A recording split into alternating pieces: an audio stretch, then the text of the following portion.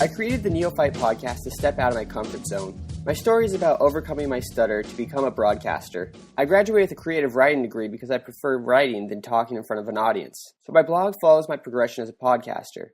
This American Life host, Ira Glass, explains the fundamental challenge that most broadcasters, including myself, face when trying to create something new.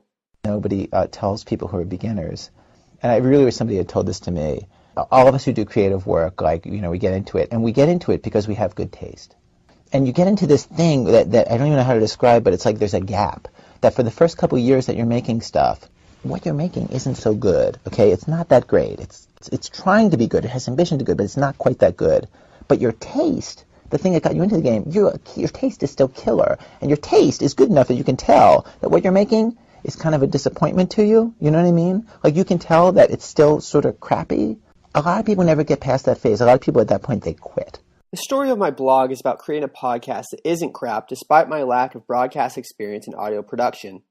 On today's podcast, I interview 4 bloggers who follow their experience learning something new by simply doing it. Could we quickly go around and just say what our blogs are about?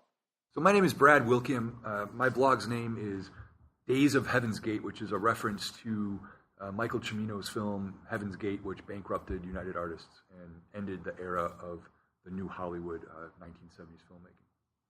Hi, my name is Meng. My blog, A 5-Minute Guide to CSS, is pretty self-explaining. It is about learning CSS, which is a style sheet language used on web pages.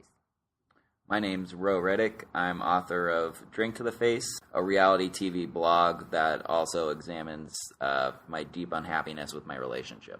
I'm Hans Peter. I'm creating my own font, and I'm writing about it on my blog, What's My Type?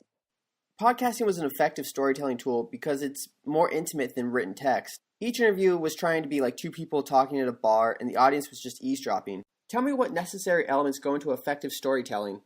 Right, yeah. So I liked what you said about kind of approaching your storytelling from a more intimate perspective, like you mentioned the analogy of people in a bar. I think that kind of speaks volumes for my project, since I'm watching these hugely popular television shows that are, let's face it, essentially about nothing. The kind of suffering and human drama inherent, With that, I'm taking a look at my own relationship and my own suffering that I feel, and coming at it from a more therapeutic place, so hopefully connecting with the audience through honesty and sharing my personal growth.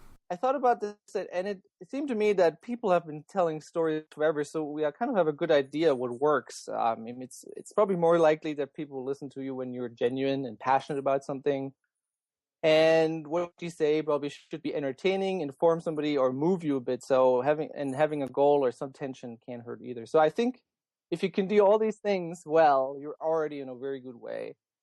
What makes it so interesting online is that new dimension of kind of instant feedback and collaboration. So if you can get people to interact and feel like they're part of the story, I think that's a good online narrative.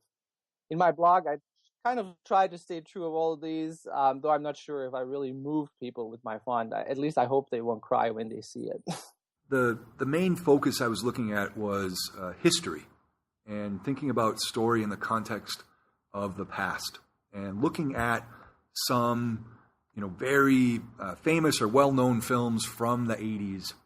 Looked at some 80s music videos that actually use characters from 80s films, acting in character, so great examples of early transmedia.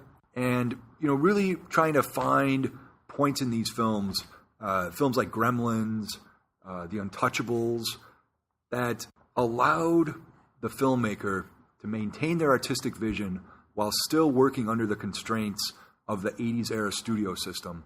And from that, finding points of parity with today's filmmakers and pulling out places or areas, lessons almost, that we could learn from today.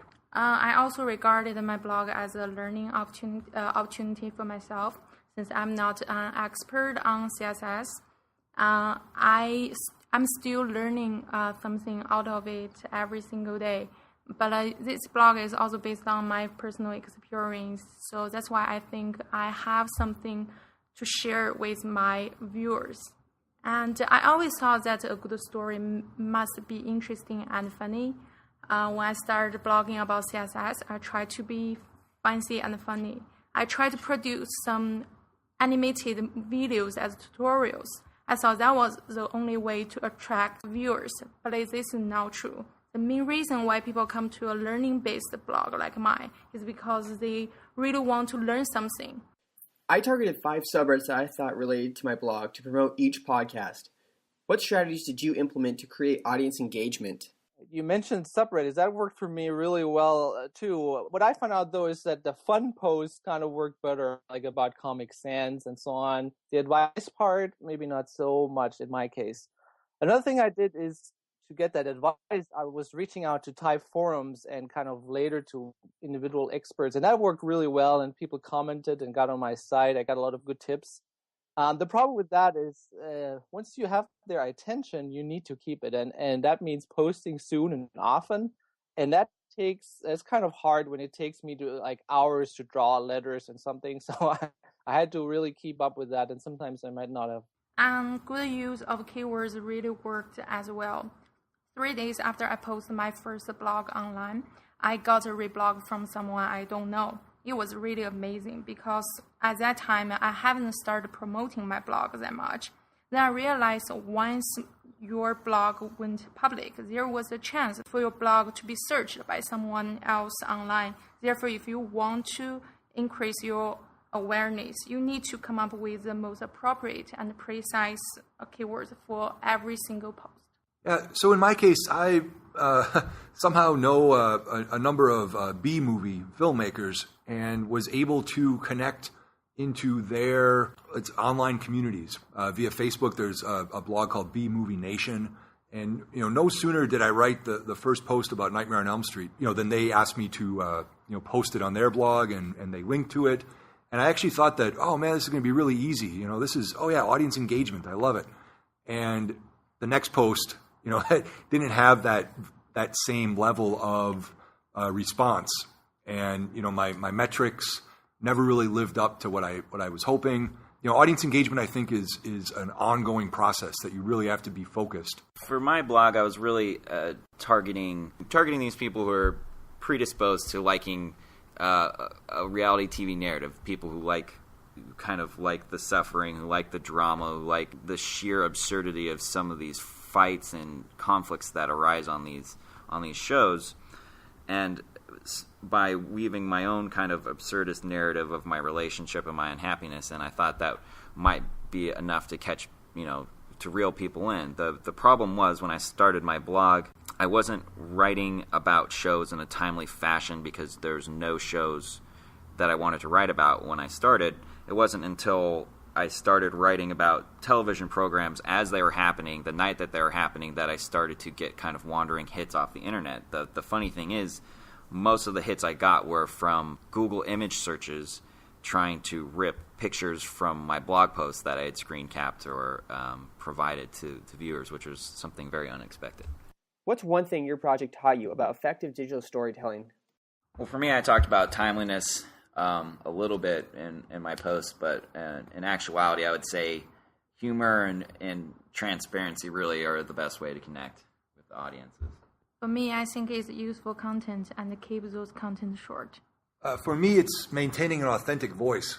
I really do like movies from the 80s, and I think that there's a lot of good stuff to be found there. All right, one thing I think is really important is interaction, giving people the opportunity to become part of the story, and then when they do that, follow up with them, kind of get them going, get them involved in projects. So yeah, get them to interact with you. That's important. What's your favorite movie in the 80s? If I had to pick, I would say that Back to the Future or Gremlins. I was going to say my favorite 80s movie is Back to the Future 2. Yeah, well, I think it's the greatest sequel ever made, and I think it's better than the first. And I think you could make an argument for that. I don't know. I'm kind of a one man myself, but doesn't have hoverboards. Two's pretty awesome. And I mean, honestly, both of them, if they're on, I'm watching. I would like to thank my guests, Brad Wilkie, Hans-Peter Nagel, Meng Yao, and Ro Reddick for coming on the podcast.